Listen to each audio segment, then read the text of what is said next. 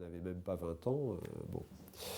Voilà, donc peut-être partons de là. Bon, ce qui est important, si vous voulez, c'est que prendre comme point de départ la libération du camp en date du 11 avril 1945, et puis partir de là, et c'est bien, on peut le faire, c'est faisable, mais ce qui est très important, c'est que la spécificité du camp de Buchenwald, dans lequel nous sommes arrivés un peu par hasard, parce que les gens sont arrivés à Buchenwald, mais ils sont arrivés aussi dans d'autres camps en Allemagne.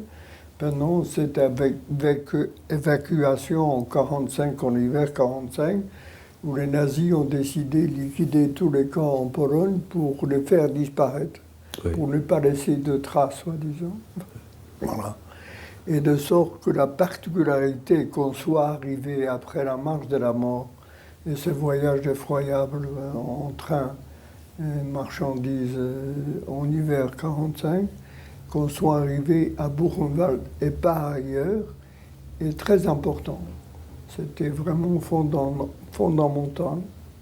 Sans parler de la difficulté de la marche, avec la mortalité effroyable pendant la marche, puis ensuite le voyage en wagon découvert également pour arriver. Mais une fois arrivé à Buchenwald même, tout a changé. Pourquoi? Parce que la spécificité de ce camp qui existait depuis 1937, qui a été érigé que pour les anti-nazis allemands, il y en avait. Il ne faut pas dire que tous les Allemands étaient des nazis. Ce n'était pas 100% de la population. Il y avait une partie de la population qui a résisté quand même. Et pour cela, on les a décidé de les déporter. Des déportés politiques allemands. Et en 1937, c'était un des premiers camps qui a été érigé dans la forêt de Buchenwald là-bas. Vous comprenez? Et donc, le fait qu'on soit arrivé, nous, là-bas, était fondamental dans notre survie et l'avenir après. Parce que si on était arrivé ailleurs, les choses auraient tourné probablement autrement, avec une mortalité beaucoup plus grande, avec des sacrifices beaucoup plus grands. Bon, il se trouve, on a eu la chance d'arriver là. Voilà. Donc, si vous voulez, une fois arrivé, on a été pris en charge par tous ces anti-nazis qui étaient là, depuis de longues années parfois, et puis de ceux qui sont arrivés plus récemment des autres pays européens qui ont été conquis par les nazis allemands. Il y avait un bloc français, des résistants français, il y avait un bloc de toutes les autres nations qui étaient organisés d'une façon vraiment politique et consciente. Et ces gens qui nous ont vus arriver, ils savaient un peu ce qui se passait partout parce qu'ils avaient des renseignements très précis, mais ils n'avaient pas idée de ce que ça voulait dire d'avoir été déporté en Pologne, à Auschwitz ou ailleurs, ou dans d'autres camps, et d'arriver à Buchenwald après, en hiver 1945. Et donc ils ont pris conscience, nous sommes arrivés dans un état tellement gravissime que nous étions voués à la disparition complète. Et ils ont jugé qu'il faut tout faire pour nous éviter la mort. Et ceci, à savoir, d'éviter à ce qu'on sorte travailler dehors, en dehors du camp, parce que tous les lieux de travail importants étaient autour du camp, à l'extérieur, plus ou moins loin, dans des souterrains pour l'industrie d'armement de l'armée allemande, et où la mortalité était importante au travail. Et donc ils se sont arrangés pour qu'on ne sorte pas. Nous étions 900 adolescents, entre, disons, majorité entre 15-16 ans et 20 ans, 18 ans, 19 ans. Il y avait aussi quelques enfants qui sont rentrés en fraude grâce à ces gens-là, justement. Et donc, ils ont tout fait pour qu'on reste dans le camp, qu'on travaille à l'intérieur du camp, qu'on ne sorte pas. Et puis, comme le temps passait assez vite, Nous sommes arrivés au mois de janvier et le camp a été libéré au mois d'avril. Donc, vous voyez, notre séjour a été relativement court.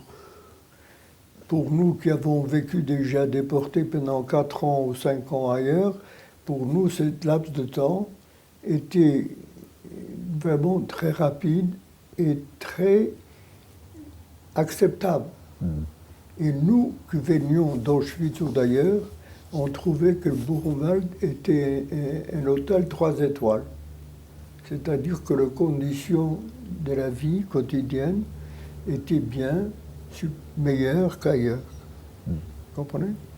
Et donc, grâce à eux, on a pu survivre, arriver à ces fameux 11 avril. Hein? Et je vous fais remarquer, c'est un des rares camps qui s'est libéré avant l'arrivée des Américains. Il y a un film là-dessus, il y a un très bon film qui a été fait par les Allemands après la libération. Et donc les déportés eux-mêmes sont libérés quand ils ont vu que les nazis partaient. Et les nazis voulaient faire sauter le camp. Ils ont miné le camp tout autour. Ils n'ont pas eu le temps de le faire parce qu'ils ont été pris comme ça trop rapidement par les Américains et dans un foutu le camp.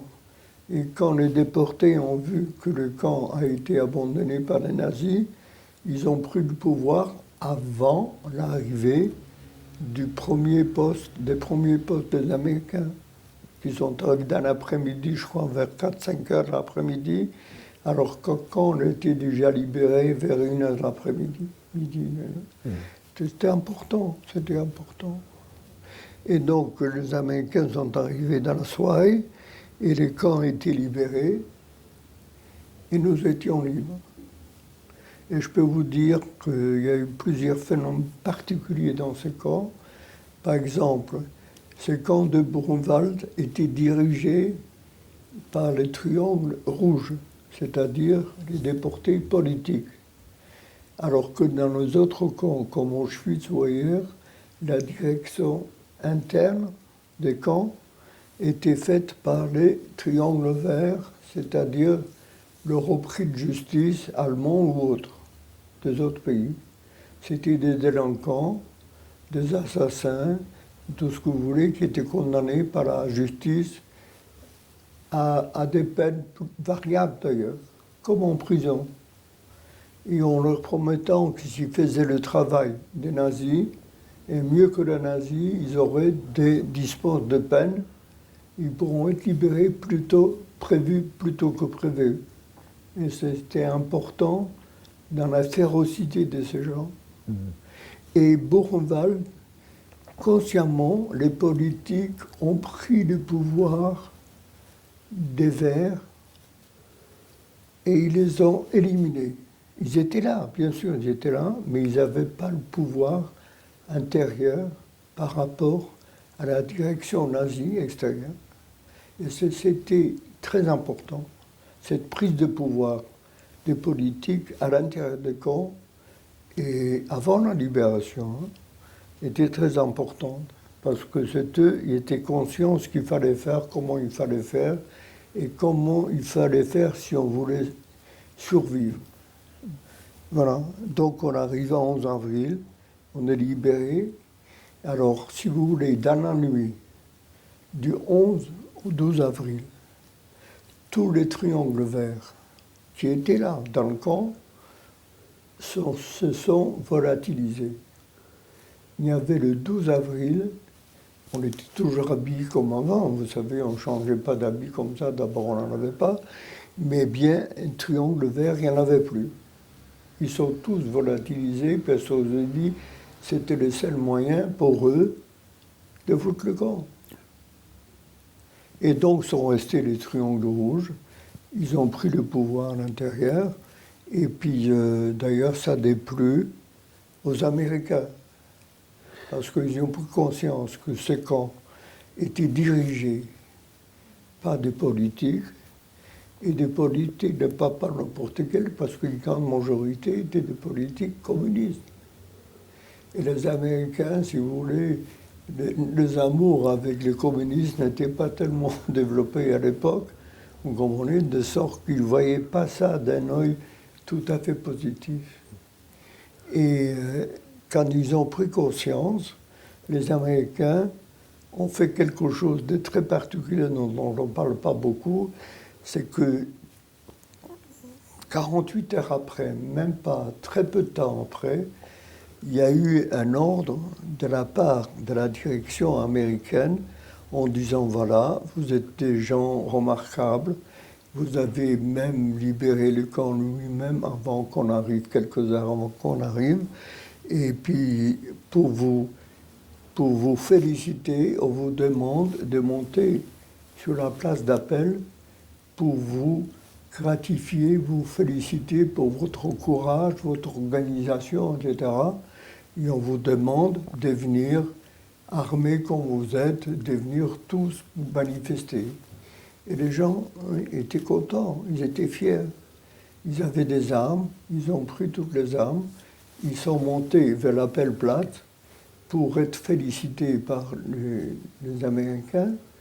Et une fois sur l'appel plate, tout le monde était là, et bien l'ordre de la direction américaine, du commandant américain du camp, il a dit, écoutez, d'accord, maintenant vous avez été formidable, vous avez libéré le camp, mais maintenant c'est nous qui sommes aux affaires et aux commandes, et par conséquent, nous ne pouvons pas accepter qu'il y ait des gens armés, porteurs d'armes, en plus de nous.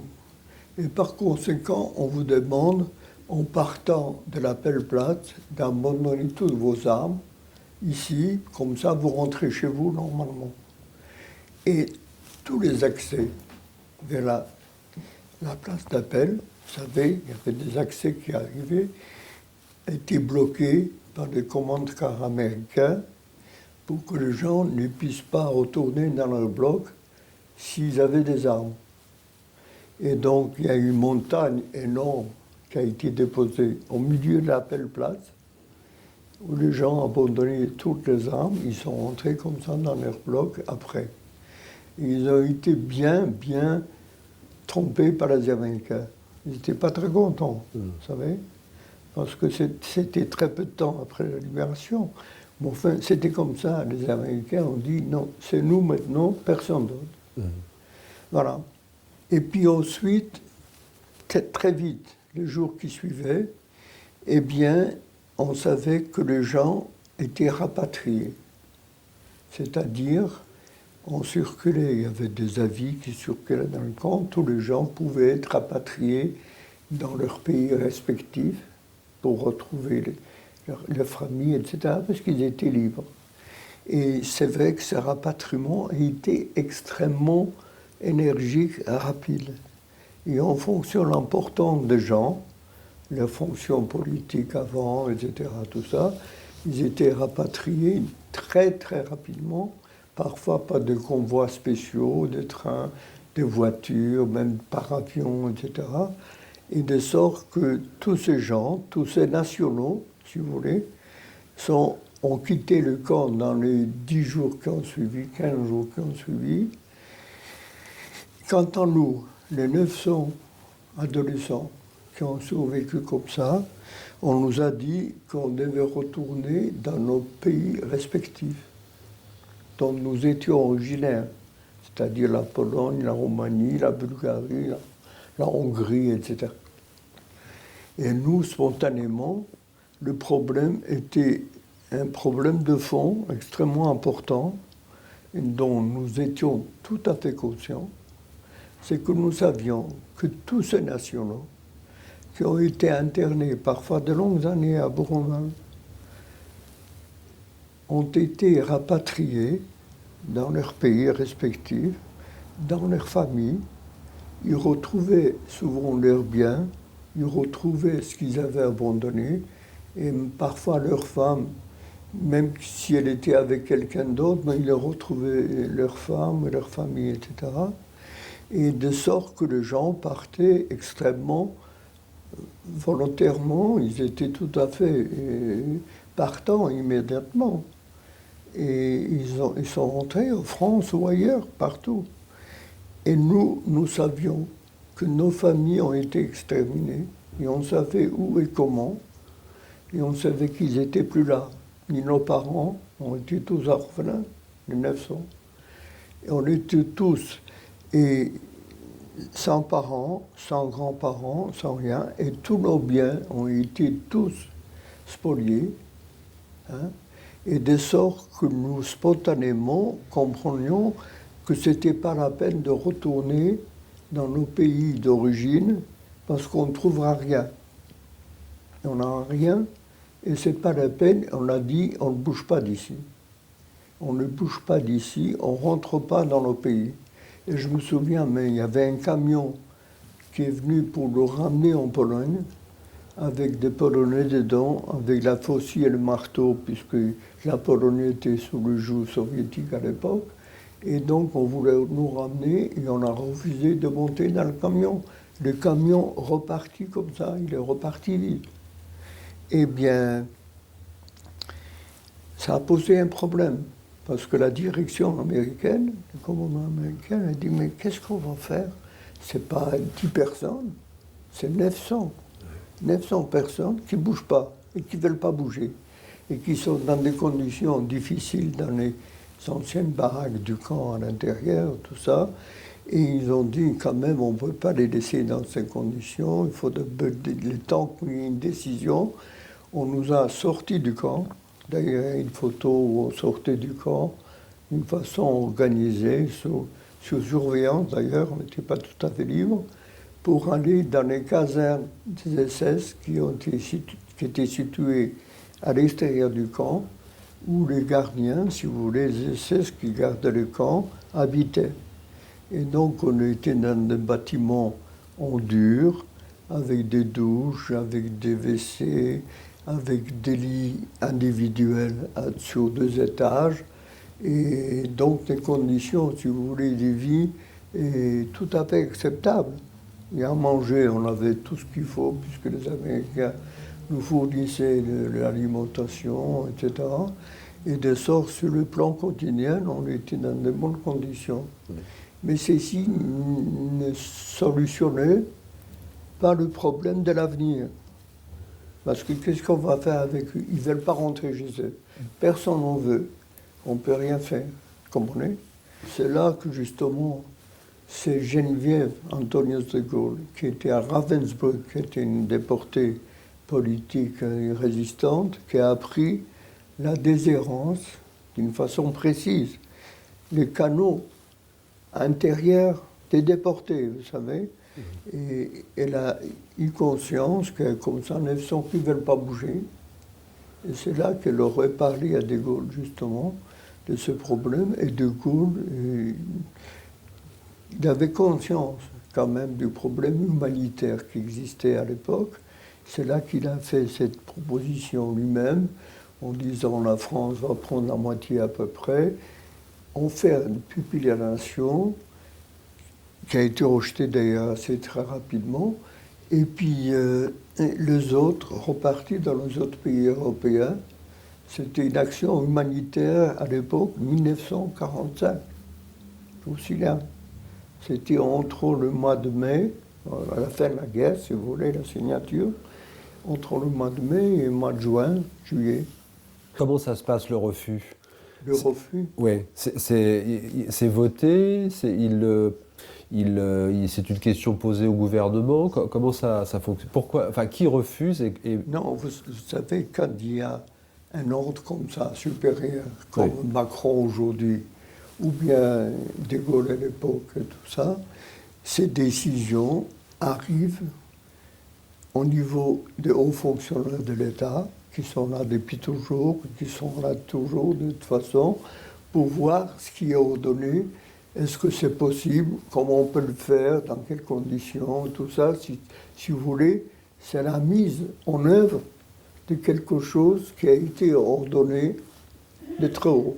En l'occurrence, De Gaulle, mais très rapidement, les hauts fonctionnaires qui sont dit, ces jeunes-là, d'accord, ils sont jeunes, c'est vrai. 2, ils sont dans un mauvais état. 3, de les prendre en charge, l'État français. Puis la nation, ça demande, ça correspond à quelque chose de matériel, évident, puisque vous devenez pupille la nation. Vous êtes adopté, bien sûr la nationalité, etc., tout ce que vous voulez. Et deuxièmement, ça coûte cher. Et ils ont fait des calculs, comme nous étions en mauvais état, que l'État devra nous supporter pendant 10 à 15 ans avant qu'on meure tous. Et il est évident que ça, si vous voulez, cette proposition est tombée à l'eau.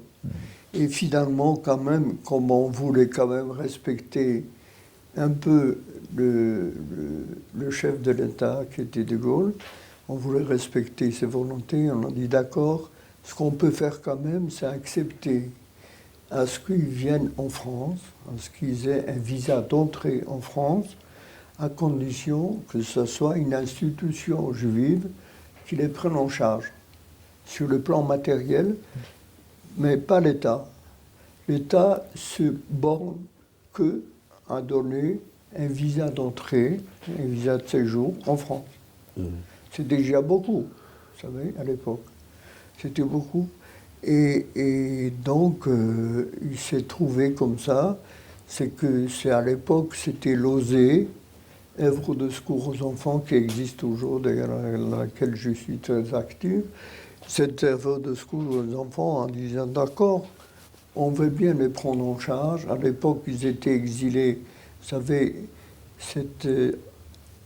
cette œuvre-là sociale existait depuis 1917 en Russie. Elle a été créée là-bas parce qu'il y avait beaucoup d'orphelins juifs dont les parents étaient massacrés dans les pogroms en Russie ou ailleurs.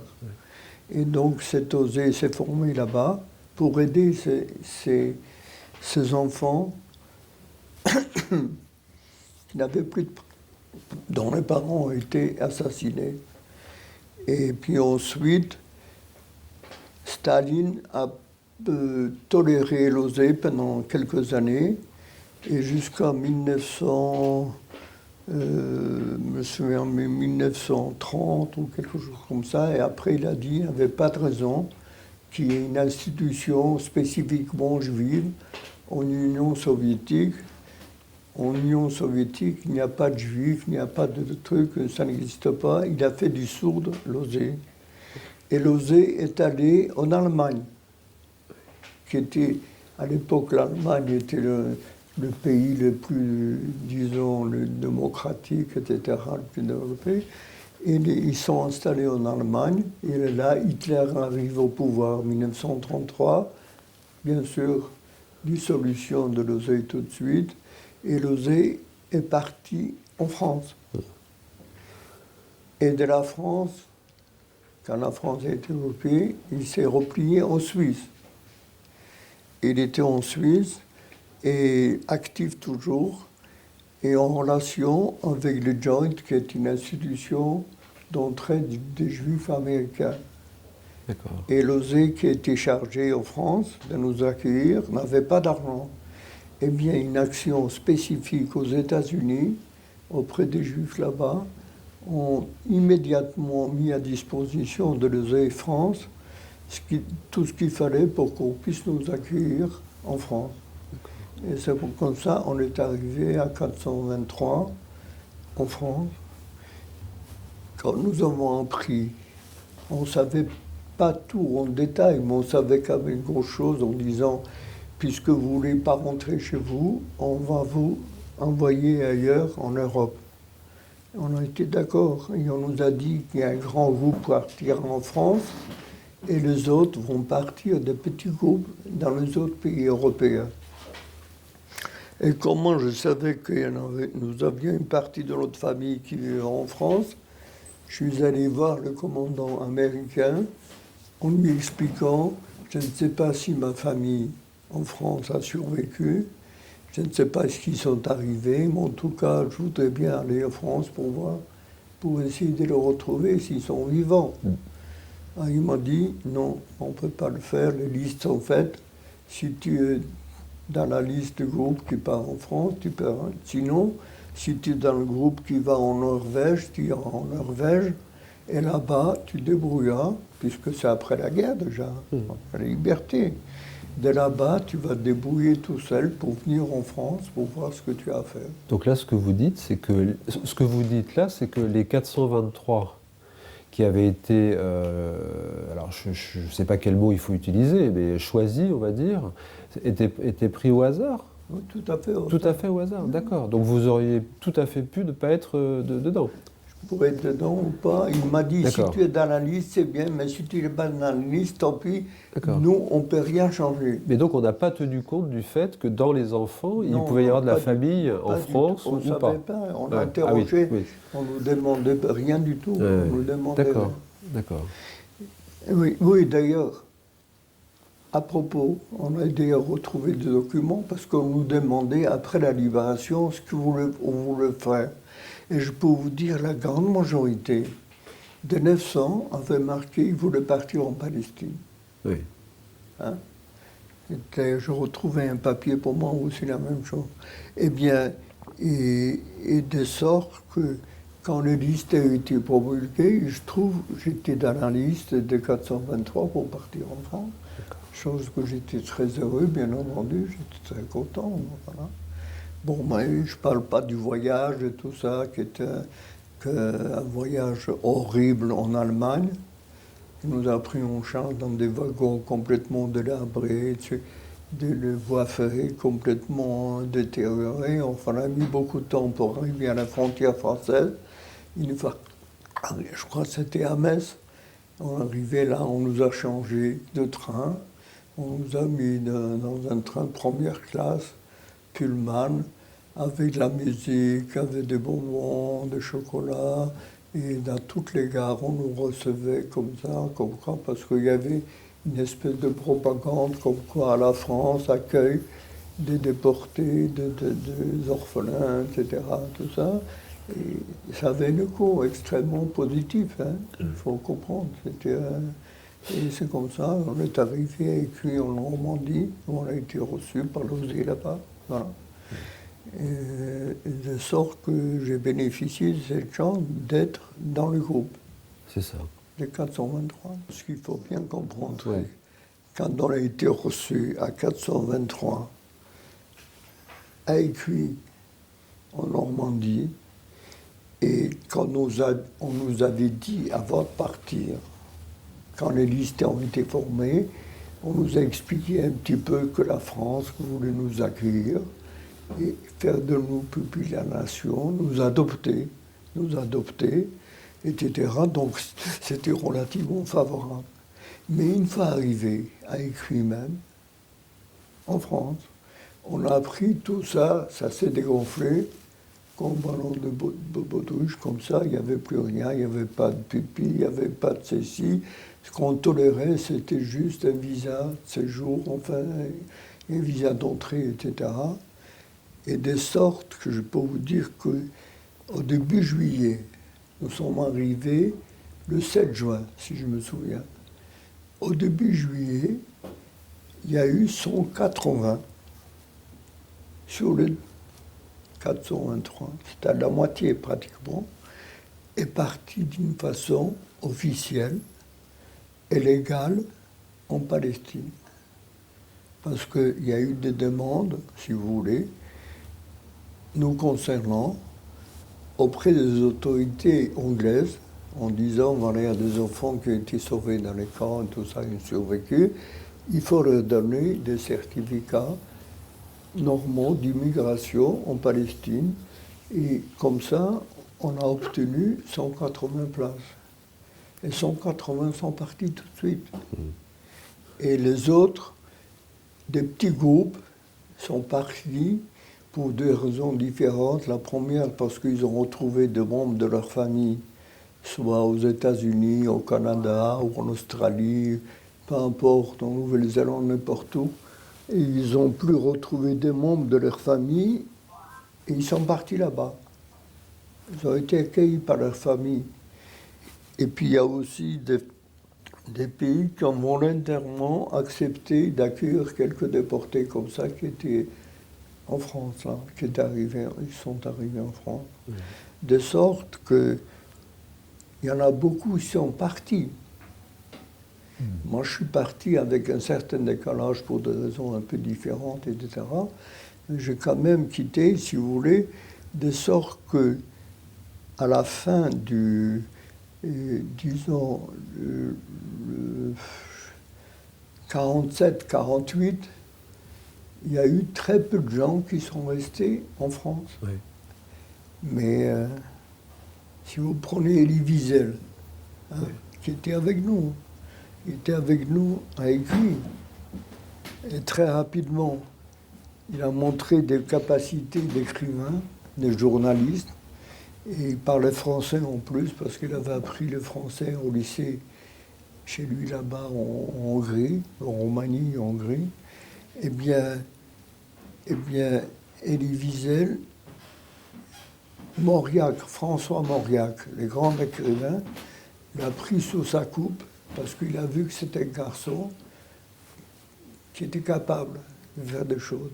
Il voulait le soutenir. Il l'a poussé même pour qu'il demande sa naturalisation pour devenir français. Et Elie Wiesel l'a fait. Mais il fallait, à l'époque, il faut toujours 5 ans de séjour en France avant de pouvoir demander sa naturalisation. Et il l'a fait, lui, un peu avant. Il n'avait pas encore 5 ans. Je ne me souviens plus la date exacte, mais enfin, il a fait un peu avant et il a été refusé. Puisqu'il n'avait pas le temps de donner, malgré l'appui de Mauriac, etc. Oui. Ça n'a pas marché.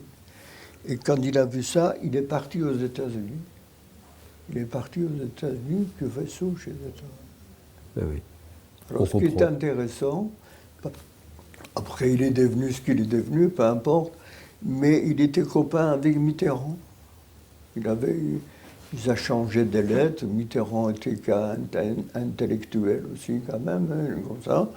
Et ils étaient soi-disant amis. Quand Mitterrand est arrivé au pouvoir en 1981, il a téléphoné à Elie Wiesel en disant, voilà, maintenant je suis président de la République, je peux faire ce que je veux. J'ai décidé de te donner la nationalité française demain. Enfin, très rapidement. Et il a refusé. Et il a refusé. Moi, j'avais appris ça qu'il avait refusé et tout. Et ça me paraissait un peu bizarre, si vous voulez. D'abord la proposition, son refus et tout ça. Il se trouve quand il est venu pour fêter ses 80 ans en France, on a fait une grande fête pour lui, pour les 80 ans, tout ça. Et je suis allé le voir en lui disant, écoute, Elie, il faut que tu me dises la vérité. Est-ce que cette histoire de Mitterrand, l'histoire de la naturalisation et tout ça, est-ce que c'est vrai? Il me dit, c'est tout à fait vrai. C'est vrai qu'il me l'a proposé, et c'est vrai que je refusais, c'était trop tard. Voilà. Il a refusé. Quant à moi, j'ai eu le souci de savoir si ma famille a survécu en France, puisque ma mère avait 2 frères en France, et mon père avait un frère à Tours, qui vivait à Tours. Je savais tout ça parce que la famille était très liée, on se voyait et pendant les vacances et tout ça. Eh bien, et moi, je ne savais pas ce qu'ils sont devenus, bien entendu. Et en arrivant en France, j'ai essayé de rechercher, surtout cet oncle qui était le plus jeune frère de ma mère, qui venait en France, qui venait chez nous passer les vacances universitaires, puisqu'il était étudiant en France, avec l'aide de mon père. Eh bien, il venait chaque année passer les 2 mois de vacances universitaires avec nous. Donc, je l'ai connu depuis ma naissance jusqu'à l'âge de 10 ans. Je l'ai vu la dernière fois, en 1939. Il est parti au mois d'août, il est rentré en France, et la guerre a éclaté en septembre. Et donc, je l'avais perdu de vue. Ensuite, je me demandais s'il était vivant ou pas. Il y avait toute une histoire pour le retrouver qui n'était pas évident. Moi, je savais qu'il était médecin à l'hôpital Rothschild. Et puis, en arrivant en France, j'écrivais des bouts de papier en marquant son nom et le mien. Et je demandais aux gens qui étaient là sur les quais de gare, qui avaient des croix rouges, qui étaient infirmiers ou médecins, je ne sais pas exactement. Je leur donnais des papiers comme ça pour qu'ils les fassent venir. Et alors, aucun de ces papiers est arrivé. J'en ai fait peut-être 4 ou 5. Il n'est pas arrivé. Il y avait une éducatrice de l'Écrit là-bas qui partait à Paris, qui parlait français, et j'ai déchargé d'aller voir à l'hôpital si mon oncle est vivant ou pas. Elle m'a promis de le faire. Et donc elle est partie, et en arrivant à Paris, elle n'avait pas le temps d'aller à l'hôpital, elle a téléphoné à l'hôpital. Et là-bas, une manipulatrice, au téléphone, vous savez, avec des fiches comme ça, standard téléphonique de l'hôpital, elle demande après mon oncle, le docteur Perel, on lui dit, il est là, il est de garde justement, je peux vous le passer tout de suite. Et donc, elle l'a au téléphone. Elle lui explique, écoutez, votre neveu, il s'appelle comme ci et comme ça, et il se trouve à Écueil, en Normandie, avec un groupe de jeunes qui ont été rapatriés, qui sont arrivés en France il y a quelques jours. Et mon oncle est au courant de rien. Et il a pensé que le seul qui a pu survivre de la famille, puisqu'il savait déjà ce qui se passait, lui, qui était médecin, résistant, tout ce que vous voulez, et il était au courant de beaucoup de choses, il pensait que le seul qui a pu survivre, c'était mon frère aîné. Mon frère aîné, qui avait 11 ans de plus que moi, il avait 22 ans quand il a été fusillé. Et donc il a dit à la dame, écoutez, vous vous trompez, c'est pas Élie Buzyn, c'est Avram Buzyn, c'est son frère. Elle lui dit non, c'est pas Avram, je vous dis, c'est Élie, c'est un jeune qui a 16 ans, 17 ans. Ils sont disputés au téléphone, parce que mon oncle était sûr qu'elle se trompait. Et à la fin, elle a raccroché, ou lui a raccroché, je ne sais plus. Et ça s'est très mal passé entre tous les deux. Et finalement, une fois qu'il a raccroché, il s'est dit, mais si c'était vrai ce qu'elle raconte, cette bonne femme, il faut que j'aille voir moi. Parce qu'elle a expliqué qu'on était à Écueil, en Normandie. Et donc il est allé chercher un confrère, le docteur Cheval, je l'ai bien connu après, qui avait une voiture, lui, et ils sont arrivés en Normandie pour me trouver là-bas. Et j'étais un des premiers d'avoir trouvé un membre de sa famille proche en France, c'était moi. Et il est évident, cette rencontre était absolument incroyable, parce qu'il y avait tous ces jeunes qui étaient avec moi, et tout le monde a pleuré, tout le monde d'avoir trouvé quelqu'un de proche comme ça, qui était tout à fait exceptionnel et rare, bien sûr. Voilà. Mais alors, cet oncle, vous disiez que vous étiez très proche, qu'il vous avait vu naître, qu'il vous a vu tout petit, enfin vous étiez... Bon. Lui est marié, a des enfants, comment ça se passe? Qu'est-ce qui... Oui, il était marié, il venait d'avoir un enfant qui avait 6 mois, 1 an, et puis... bon, en plus, il était militaire après la guerre, il était médecin capitaine de l'armée, etc. Et puis, pour lui, il n'y avait pas de problème, d'accord, il s'est passé ce qui s'est passé, il a appris quand même comment toute sa famille a été exterminée par moi, il a appris avec beaucoup de détails, etc. Il a dit, bon, maintenant, il faut la vie, maintenant c'est comme ça, c'est comme ça. Tu es comme tous les jeunes, tu peux très bien reprendre ta vie, faire des études comme tout le monde. D'accord, tu as perdu quelques années, c'est vrai, tout ça, c'est rien. D'ailleurs, il n'avait pas compris exactement notre état d'esprit. Lui non plus. Personne n'a compris. Mais malgré les détails que vous lui donniez? Malgré tous ces détails, mais faut dire qu'on est dans quelque chose d'impossible à transmettre. Non, il a dit d'accord, il a compris, Oui. mais bien sûr la douleur était pour lui aussi, bien entendu, mais il a dit il faut quand même, maintenant il est vivant, il faut qu'il rentre dans la vie. Oui. C'est ça. C'était son analyse qui n'était pas fausse d'ailleurs, c'est pas faux. Donc, ce que vous voulez dire, c'est que vous n'étiez pas dans cet état d'esprit parce qu'il fallait un temps. Il fallait un temps de. Oui, oui. Et comment ça s'est Moi, passé? je n'étais pas du tout dans cet état d'esprit, c'est-à-dire la seule chose qui. J'étais très déçu, si vous voulez, c'est que on ne savait pas ce qui se passait. Nous, on pensait, toutes les choses horribles qui sont passées, c'était en Europe de l'Est, c'est-à-dire la Pologne, la Hongrie et tout ça. Ça, on le savait, puisque on était dans les camps, tout ça. Et on pensait que l'Europe de l'Ouest, alors qu'on savait vaguement qu'elle était occupée aussi par les nazis allemands, bien sûr, mais on pensait que ça ne s'est pas passé comme ça. On pensait que de ce côté-là, c'était le paradis. Et quand je suis arrivé en France, je me suis rendu compte, chose que je n'étais pas au courant du tout, que une grande partie de ma famille en France a été déportée, que mes cousines, mes tantes ont été mortes tout à Auschwitz, que je connaissais bien, tout ça. Et j'ai vu que l'Europe de l'Ouest a trompé aussi dans la collaboration active ou passive, peu importe, aussi bien en France qu'ailleurs, toute l'Europe. Oui, bien sûr.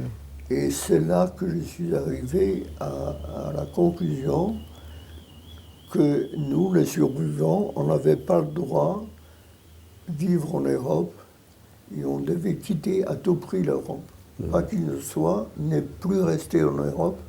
Et j'avais décrit comme chez moi le sol européen, non seulement de l'Europe de l'Est, mais aussi à l'Ouest, était trompé.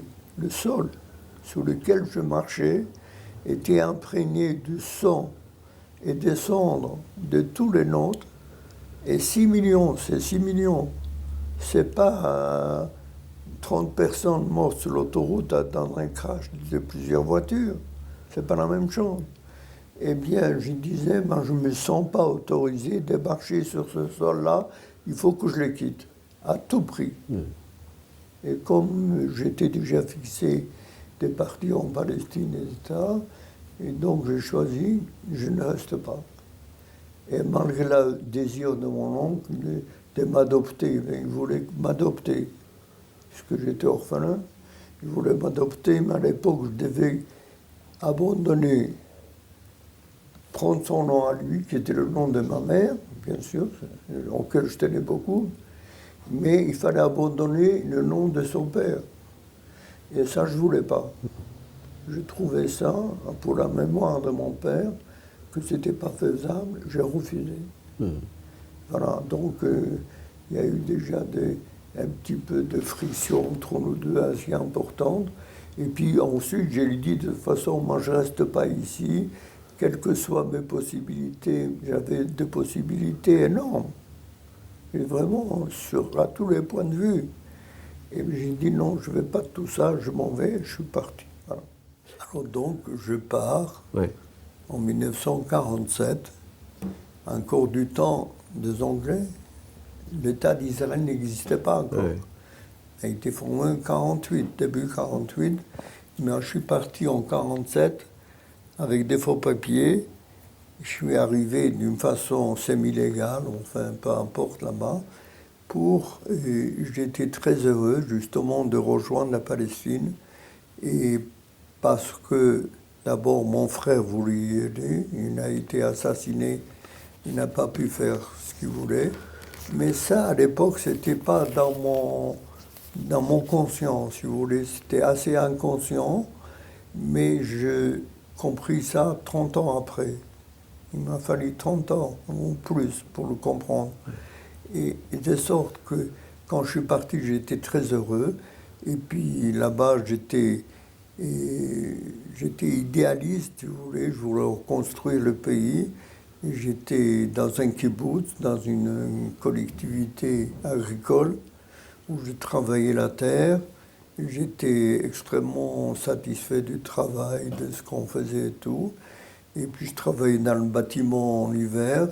Et si vous voulez, sur le plan personnel, j'étais très heureux. Très heureux de faire des choses positives, de me trouver dans le pays, de participer à la guerre de l'indépendance qui est en 1948 et tout ça. Et si vous voulez, j'étais vraiment accompli. Et puis, quelques années après, si vous voulez, le problème, quand on est jeune, on est très idéaliste, si vous voulez, on accepte beaucoup de sacrifices, beaucoup de choses, et qui petit à petit, après, on se pose des questions. Est-ce que c'est bien? Est-ce que c'est juste? Est-ce que c'est pas juste?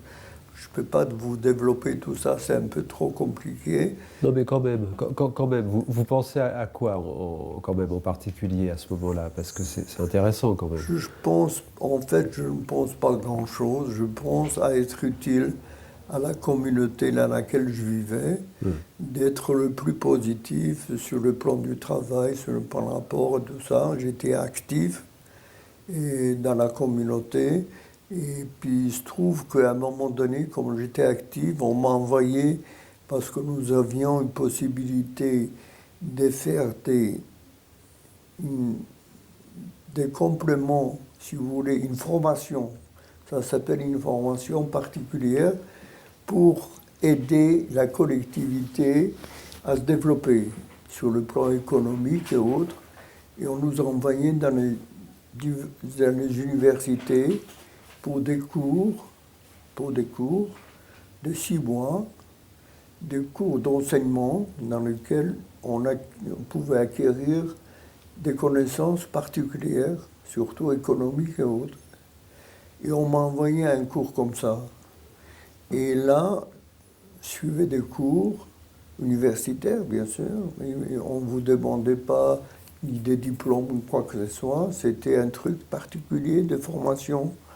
Et ça m'a beaucoup plu. J'ai trouvé le fait d'écouter, d'imaginer des choses, de comprendre et tout ça, j'ai trouvé ça très satisfaisant. Et en rentrant du cours, on m'a donné des responsabilités à l'intérieur de mon kibbutz, bien sûr, tout ça. Mais il se trouve que mon oncle est venu me voir une fois là-bas. Au bout de quelques années, ça devait être dans, je ne sais pas, en 51, 52, je crois, c'était en 52, peu importe. Et puis on discutait, il a vu la vie que je menais, etc. Bien sûr, il n'était toujours pas d'accord avec moi, en disant « Mais qu'est-ce que tu fais? Pourquoi tu travailles si dur? Qu'est-ce que tu as à voir avec ces travaux agricoles et tout ça, tout ça? Tu pourrais faire mieux, tu pourrais faire plus, pourquoi tu ne fais pas? Et ça, je suis toujours là pour pouvoir t'aider, etc. » Il est reparti. Et puis 2 ans après, justement, après cette formation que j'ai eue comme ça, je me suis dit, tiens, ça me plairait de faire des études. Et c'est là que j'ai commencé un petit peu à réfléchir. Et puis, je me suis rendu compte que là-bas, c'était impossible. À l'époque, les kibbutz permettaient des études que pour des choses qui étaient profitables à la communauté. Et pas des études personnelles. Si vous voulez devenir médecin ou avocat ou autre chose, les kibbutz n'intervenaient pas. Ils ne vous payaient pas ces études-là, c'est pas possible. Et donc, comme les études étaient payantes là-bas, je me suis dit, tu ne peux pas le faire. Et comme je savais qu'en France, les études étaient quand même plus abordables, je me suis dit, je vais rentrer en France. Comme ça, j'ai décidé en 1954 de rentrer pour faire des études. Et d'emblée, je savais exactement ce qu'il fallait. Vous savez, j'avais 25 ans. Je n'étais pas un gamin, 25 ans.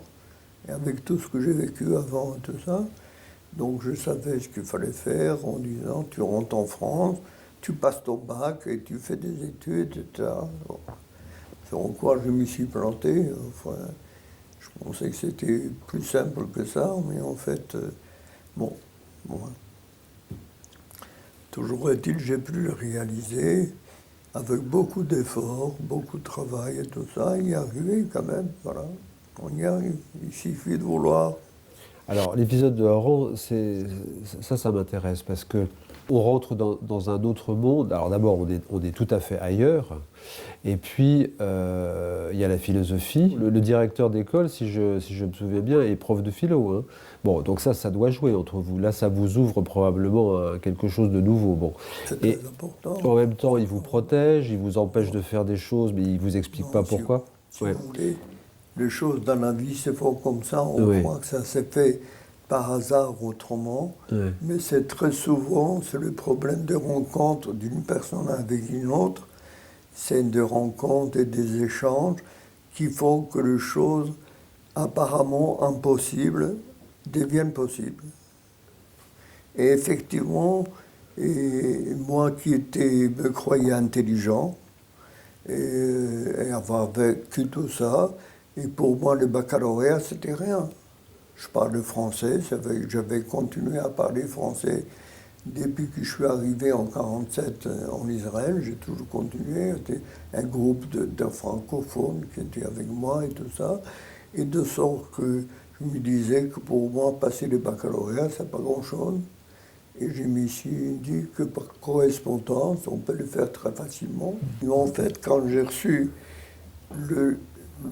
l'ensemble du matériel à répondre par écrit, chaque semaine, chaque matière et tout ça, je me suis rendu compte que j'étais tout à fait incapable, puisque j'ai arrêté en classe du 6e, 5e, et ma scolarité en Pologne.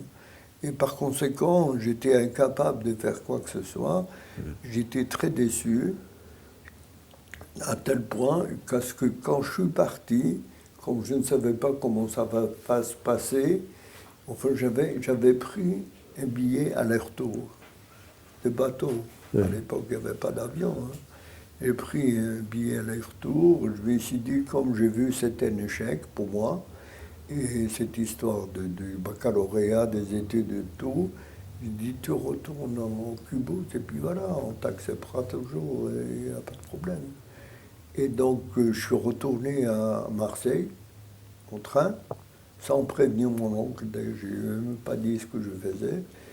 Et puis je suis allé pour prendre le bateau, et en partant vers le bateau, je me suis dit que j'étais un dégonflé, que j'étais vraiment pas grand-chose, et que moindre difficulté, je démissionnais, et j'ai déchiré mon billet, et j'ai repris le train, je suis revenu en France.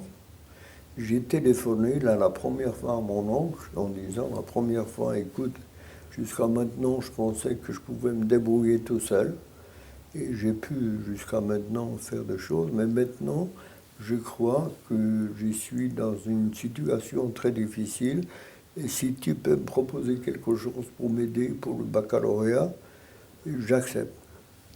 Qui était pour lui une grande chose déjà, d'avoir à ce que j'accepte qu'il m'aide. C'est lui qui a trouvé ce professeur de philosophie qui dirigeait un grand collège à Oran et lui a parlé un peu de moi. Je ne sais pas ce qu'il a dit exactement, mais enfin, je crois qu'il a dit que j'étais une tête brûlée, enfin, comme ça. Chose que cette personne a bien compris. Et puis il m'a convoqué pour me voir à l'hôtel où il était justement quelques jours à Paris. Et je suis allé le voir à l'hôtel près de Pont-Royal, là-bas. Et je le vois encore. Il me demande ce que je voulais. Je lui ai expliqué que je voulais trouver une solution pour passer le baccalauréat et pour faire des études après, si c'était possible. Bon, il m'a pris des traits. Il avait compris mon esprit, parce que généralement, j'avais 25 ans, j'étais pas un gamin, et tout ça, mais il m'a pris des traits hauts, comme si j'étais rien du tout. Il m'a parlé d'une façon presque grossière, il m'a tutoyé, il m'a vraiment... Je trouvais que c'était un peu étonnant, ça m'étonnait, mais enfin, je ne pouvais pas faire autrement. Alors il m'a dit, d'accord, reviens-moi demain, et on en discutera et tout ça. Je reviens le lendemain, et il me dit, voilà, j'ai réfléchi, ce que tu penses, c'est possible, je peux te faire une proposition, et je peux te donner un poste de surveillant maître d'internat, dans mon internat du collège, et où tu seras nourri, logé et blanchi, et tu auras même un peu d'argent de poche comme salaire. Et en même temps, on verra comment on peut faire pour que tu puisses préparer ton baccalauréat. Alors, il me dit, non, je ne veux pas de réponse tout de suite, tu rentres chez toi, tu reviens demain pour me dire ce que tu en penses. Et il me met à la porte comme ça. Le lendemain, je reviens, et très obéissant, il dit, ce que vous proposez, ça me paraît tout à fait acceptable, je suis d'accord, quand vous voulez, comme vous voulez, etc. Bon. Et ça s'est passé comme ça. J'ai accepté, donc il m'a dit, expliquer comment faire, arriver à Oran, quelques jours avant l'ouverture de l'internat, pour prendre connaissance, enfin, les détails, toujours est-il, il a compris ma façon de faire. En même temps, il y a d'autres rencontres là-bas. Ah ben justement. Et justement, voilà, parce que lui vous dit de ne pas vous présenter. Bon, j'arrive, je vous laisse faire. Je prends mes fonctions, tout ça, ça se passe bien. Oui. Je me fais imposer auprès des jeunes comme ça, parce que je fais quand même 25 ans, 26 ans, tu sais. Et donc, oui. Je m'impose auprès des jeunes, qui m'écoutent d'ailleurs, tout va bien. Et puis ensuite, je demande au directeur, alors, et moi, mon bac et tout ça, je suis là, pas seulement pour surveiller les potages, et tout ça c'était pour pouvoir manger et vivre. Et puis il me dit, d'accord, tu vas passer un examen avec les différents professeurs pour déterminer ton niveau exact, pour savoir comment on peut faire. Et ça s'est passé comme ça. On m'a convoqué dans une salle, il y avait 6 professeurs de toutes les matières. Ils m'ont tous interrogé, chacun à tour de rôle, pour voir un petit peu ce que je savais ou ne savais pas. Et puis, après, finalement, cet entretien a été pour moi assez négatif parce que je ne pouvais pas répondre à beaucoup de questions qu'on me posait. Et donc, j'ai senti que ça allait très mal. Et on m'a fait sortir pour délibérer. Et puis, je suis sorti. On m'a rappelé après et on m'a dit, écoutez, on a délibéré vous concernant, mais on ne peut pas vous dire. On a préféré, on a décidé de donner notre avis au directeur du collège qui, lui, va vous expliquer. Pardon. Donc, ils m'ont fait sortir comme ça. Et le lendemain, je suis allé vers le directeur. Et puis, il me convoque, voilà, c'est bien, tu as passé l'examen, les gens t'ont trouvé très bien, tout ça. Tu sais, ici, toujours comme ça, il m'a dit, mais ils ont décidé que ton niveau n'est pas très élevé, mais enfin, ils acceptent éventuellement que tu rentres 3e, 4e, et puis ensuite, dans 2-3 ans, tu pourras passer ton bac. Et puis il me dit, non, tu ne me donnes pas la réponse, tu t'en vas. Hein? Et puis on verra demain. Alors moi je savais déjà, si c'était 3 ans, que je n'allais pas rester là 3 ans pour passer le bac, juste pour moi c'est un échec encore. Je me suis dit, c'est comme ça, je retourne à Paris. Eh bien, en sortant justement là, c'était ça la chance que j'ai eue, c'est qu'un des professeurs qui était là la veille et à m'interroger, il était là, il m'attendait en sortant de chez le directeur. Il savait que j'allais voir le directeur, il attendait que je l'ai vu, et en sortant, il m'a interpellé. Il me dit, je reconnais tout de suite, parce que je l'avais vu la veille pendant. Il me dit, oui, moi je suis M. Gillot, je suis professeur de maths et de physique et j'y suis au courant un peu de ton problème, puisque tu as vu les directeurs, ce qu'il t'a dit et tout ça. Mais ce que j'ai appris, c'est que tu as été déporté et libéré à Buchenwald. Alors j'ai dit oui. Il m'a dit, il faut que tu saches, moi aussi j'étais déporté à Buchenwald. J'étais dans le bloc de résistants français. Et par conséquent, je sais ce que tu as vécu et je sais ce que c'est. Donc nous deux, c'est différent. Et alors pour moi, c'était vraiment ma chance de ma vie, d'avoir rencontré ce type. C'est grâce à lui que j'ai pu réussir ce que j'ai réussi. Sinon, ça n'aurait jamais été possible. Jamais. C'était sa compréhension, sa proximité qui a fait que j'ai pu faire ce que j'ai fait. Voilà. Et avec son aide personnelle en plus. Voilà. Et grâce à lui. Une fois que j'ai commencé avec Gillot, j'ai travaillé beaucoup, vraiment. J'ai travaillé 20 heures par jour et je dormais 4 heures. Et puis pour préparer mon bac et tout ça, il se trouve que à l'inscription pour passer le baccalauréat, en principe, c'est la direction du collège qui vous inscrit ses élèves. Et puis le directeur m'a convoqué en disant, voilà, tu as fait mon travail, tu es travailleur, tout le monde reconnaît que tu es très particulier, tu es un peu fou, etc. Mais moi je pense que c'est mieux que tu ne passes pas le bac au mois de juin, que tu le passes au mois de septembre, comme ça, 3 mois pour travailler de plus. Et puis moi je me fais fort pour te permettre de ne pas te présenter en juin, te présenter en septembre. Parce qu'il fallait, on ne pouvait pas passer en septembre, sauf dans des cas particuliers, si vous étiez malade, si vous aviez un décès dans la famille, ou je ne sais pas, quelque chose qui vous a empêché de passer en juin, pour pouvoir passer en septembre. Il m'a dit, je me fais fort pour que tu puisses passer en septembre et pas en juin. Et je refusais. Et je refusais, je dis non, si vous ne me présentez pas au mois de juin, moi je me présente à titre individuel, sans vous. Je n'ai pas besoin, je peux m'inscrire moi-même. Et quand il a vu ça, il a quand même... il m'a dit, je vais t'inscrire, mais sache, si tu échoues, ce ne sera pas de mon fait. Et il était dans une colère bleue, il était vraiment extrêmement pas content.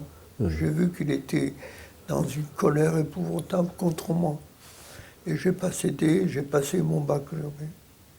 Et alors ce qu'il y a eu, c'est que peut-être une vingtaine d'années après, entre 15 et 20 ans après, on s'est vus, et on a discuté, et je lui ai demandé pourquoi il avait tellement insisté à ce que je ne passe pas au mois de juin et que je passe en septembre.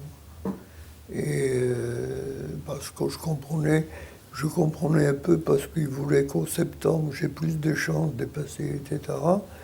Et c'est là qu'il m'a expliqué, j'étais obligé de lui donner une raison, parce qu'il m'a dit, écoute, tel que je t'ai vu, le travail que tu as fourni, les 20 heures par jour et tout ça, tu étais dans un état de tension telle que si tu avais échoué, pour une raison quelconque, tu avais des failles quand même en français, etc., tout ça. Si tu avais échoué, j'avais peur que tu fasses une bêtise. Et j'étais obligé de donner une raison. Je pense que si j'avais échoué au mois de juin, je me serais suicidé. C'était sûr. Parce que la tension, l'investissement du travail était tel que j'aurais pas accepté l'idée de devoir recommencer. J'aurais sûrement pas accepté. Et j'étais obligé de lui donner raison. On fait, il se trouve comme ça, mais en quelque sorte, il avait très, très, très peur.